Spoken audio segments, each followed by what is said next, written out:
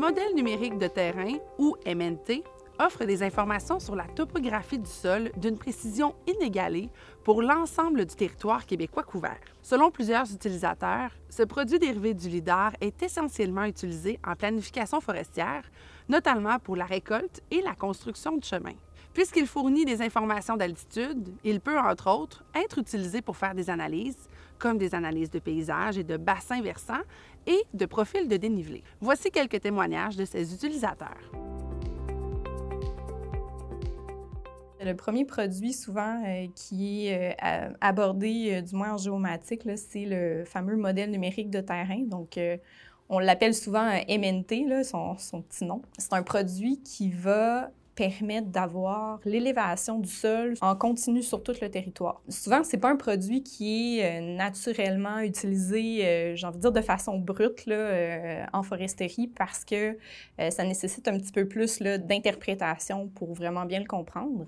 C'est plutôt souvent un produit qui va être utilisé en intrant dans des analyses plus avancées là, en géomatique. Là. On peut souvent parler ici soit d'extraire des courbes de niveau ou des analyses de paysage. Les pentes également vont découler de ce produit-là. Puis, moyennant là, certaines corrections, ben, c'est souvent ce qui va être aussi à l'origine de tous les produits qu'on va dire hydrologiques. Donc, les lits d'écoulement potentiels, par exemple, ou même le TWI, d'une certaine façon, va découler de ce produit-là.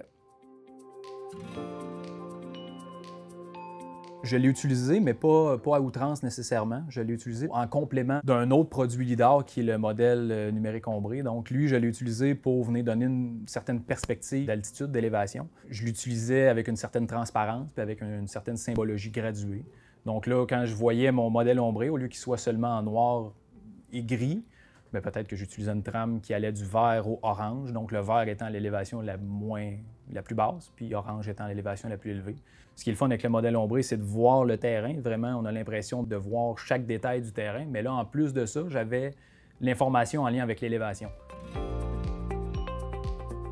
Le principal qu'on effectue chez Celifor avec le modèle numérique de terrain, c'est de se servir de l'élévation pour générer des courbes de niveau de chemin, un profil de chemin qui nous permet de savoir à l'avance nos pentes maximales et pouvoir faire des corrections sur ce chemin-là cartographiquement afin d'éviter des pentes fortes, par exemple. Des fois, le modèle numérique de terrain va nous servir à éviter les endroits qu'on va considérer plus mous. Dans une cuvette, par exemple, ça va être plus d'accumulation d'eau, ça va être plus mou. Si on est capable de rester sur le dessus d'une petite colline, oui, ça va pouvoir nous permettre d'avoir un chemin qui va être moins dispendieux à construire. Certaines utilisations spécifiques qui peuvent être intéressantes, comme justement, il n'y a pas si longtemps, là, on a un projet dans le cours présentement, dans le cours de l'usine, pour allonger notre zone de chargement de wagons du CN. Puis, pour ce projet-là, par exemple, ça nous prenait une connaissance assez détaillée de comment que le terrain est fait, aussi de la pente exacte de la traque de chemin de fer. Donc, entre autres, là, avec le modèle numérique de terrain, ça a été possible d'évaluer le profil du sol tout le long de la zone potentielle où est-ce qu'on voudrait, en fond, étendre notre traque de chemin de fer.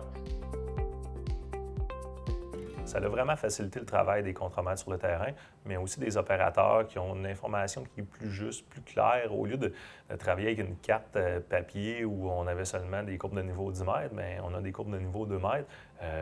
C'est certain que c'est plus facile d'opérer avec ces données-là parce qu'on est beaucoup plus précis, on voit où on s'en va, donc il y a moins de surprises.